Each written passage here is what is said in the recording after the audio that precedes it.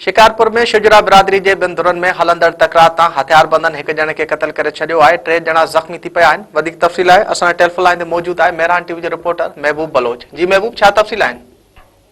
जी बिल्कुल, ये शिकारपुर के न्यू फौजदारी थाने की हद खानचंदाबाद मामलो है जिते शुजरा बिरादरी के मिल्कियत के मसले तकरार सबब मोटरसाइकिल सवार हथियारबंदन फायरिंग करे ॾिनी, जंहिंजे नतीजे में गोली लगण सबब हिकु ॼणो मीर मोहम्मद शुजरा जेको आहे थॾे ते क़त्ल थी वियो, जॾहिं त 3 ॼणा जेके आहिनि ज़ख़्मी थी पिया। शहर जी जेका आहे ॻुथियल आबादीअ वारे इलाइक़े में फायरिंग सबब शहर में खौफ़ ऐं हिरास पखिड़िजी, जॾहिं त इतला ते पुलिस वाक़े वारे हंधि पहुची मक़तूल जो लाश ऐं ज़ख़्मियुनि खे सिविल अस्पताल शिकारपुर पहुचायो, जिते 3 ज़ख़्मी हुआ। उन्हनि जी सुञाणप जेका आहे अलाह वधायो शुजरा, ज़ुल्फ़कार शुजरा ऐं हिकु वाटड़ू ज़ाकिर अली सूमरो तौर थी आहे। उन हवाले सां जेको हद जी पुलिस आहे उन ॿुधायो त जेको तकरार आहे कुराड़ो शुजरा ऐं पठान शुजरा जे ॿिनि मामले तां पुराणो तकरार हलंदड़ आहे ऐं जेको